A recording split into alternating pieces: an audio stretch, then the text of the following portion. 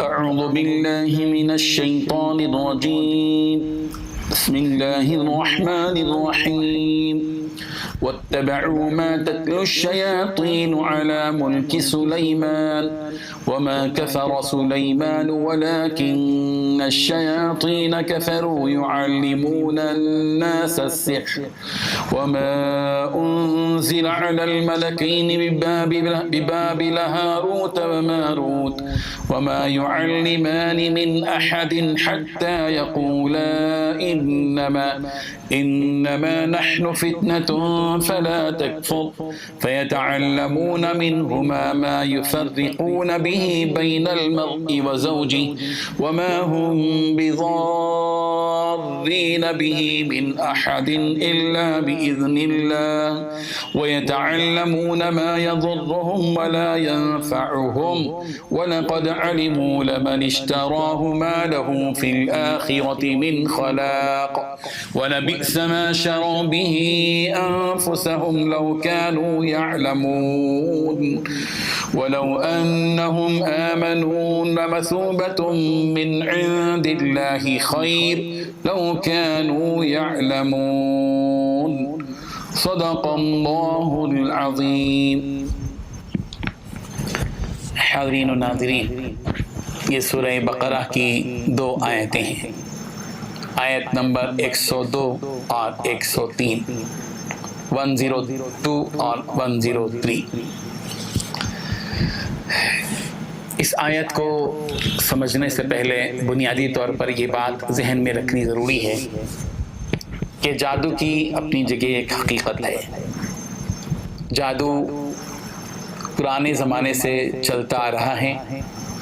یہی وجہ ہے کہ حضرت ہود علیہ السلام سے خطاب کرتے ہوئے قوم کے لوگوں نے یہ کہا تھا کہ انما انت من المسحرین، تم تو جادو کیے ہوئے آدمی ہو، یعنی تم پر تو جادو کیا گیا ہے۔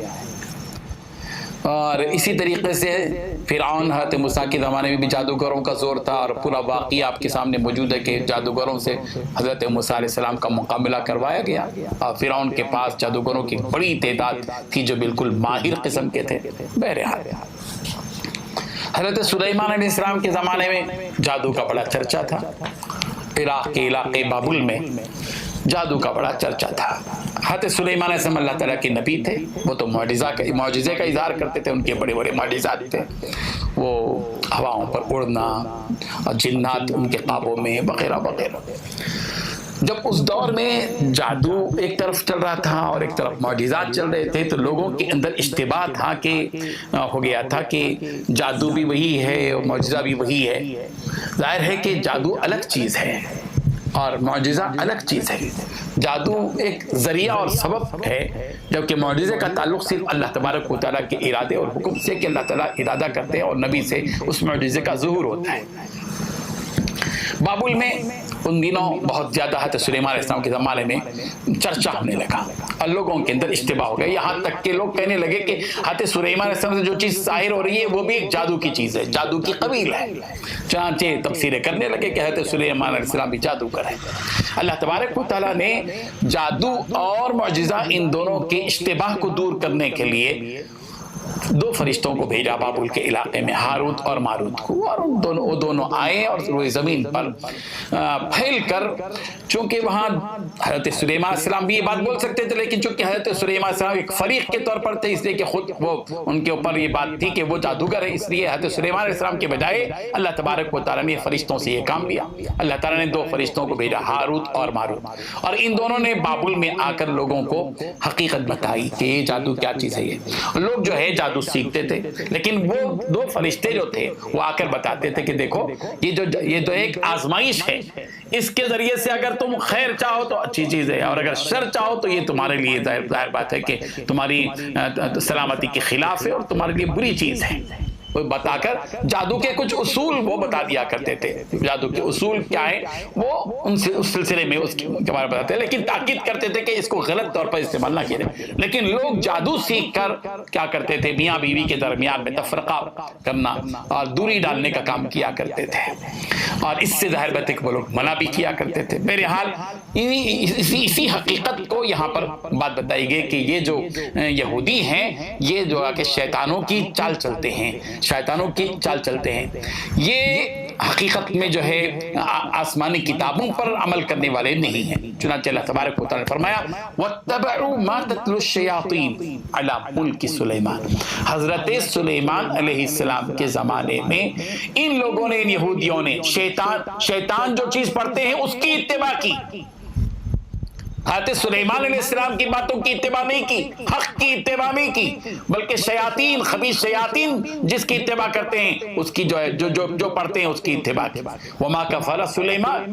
حضرت سلیمان علیہ السلام کے بارے میں جو یہ کہا کرتے تھے کہ حضرت سلیمان جادوگر ہیں، حضرت سلیمان علیہ السلام نے کفر نہیں کیا. جادو چونکہ کفر ہے، جادو نہیں کیا، کفر نہیں کیا. ولیکن الشیاطین کفروا. لیکن شیطانوں نے کفر کیا.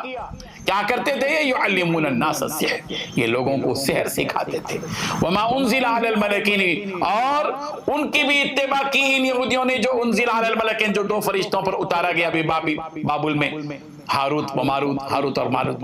وما یعلمان. ہاروت ماروت اللہ کے فرشتے تھے، وہ تو حقیقت کو سمجھانے اور اس اجتماع کو دور کرنے کے لیے آئے تھے کہ جادو اور معجزے کے درمیان میں کیا فرق ہے. وما یعلمان من احد حتى يقولا انما نحن فتنہ. اور وہ لوگ جادو کے اصول نہیں بتلاتے تھے، اس کی تعلیم نہیں دیتے تھے، مگر یہ کہ پہلے یہ بات کہتے تھے کہ ہم تو ایک آزمائش کے طور پر نہ دیکھو. فلا تکفر. اس کے ذریعے سے تم کفر مت کرو. مگر فیتعلمون منہما. یہ شریر قسم کے لوگ ان دونوں سے، ہاروت اور ماروت سے، وہ چیز سیکھتے تھے ما یفرقون به بین المرء وزوجه، جو جس چیز سے وہ میاں اور بیوی کے درمیان میں تفرقہ اور نفرت ڈال دے. وما هم بضارین به من احد الا باذن اللہ. اور وہ لوگ اس جادو سے کسی کو تکلیف نہیں پہنچا سکتے سوائے اللہ کی اجازت کے، اللہ کے حکم کے. اور وَيَتَعَلَّمُونَ مَا يَضُرُّهُمْ وَلَا يَنفَعُهُمْ. اور یہ حقیقت ان کے ذہنوں میں رہنا چاہیے کہ جو چیزیں سیکھ رہے ہیں یہ ان کو نقصان دینے والی چیز ہے، نفع دینے والی چیز نہیں ہے. وَيَتَعَلَّمُونَ مَا. اور یہ وہ چیز سیکھ رہے ہیں جو يَضُرُّهُمْ، جو ان کو تکلیف دینے والی، ایذا دینے والی ہے. وَلَا يَنفَعُهُمْ. اور ان کو نفع نہیں دینے والی ہے. وَلَقَدْ عَلِمُوا لَمَنِ اشْتَرَاهُ مَا لَهُ فِي الْآخِرَةِ مِنْ خَلَاقٍ.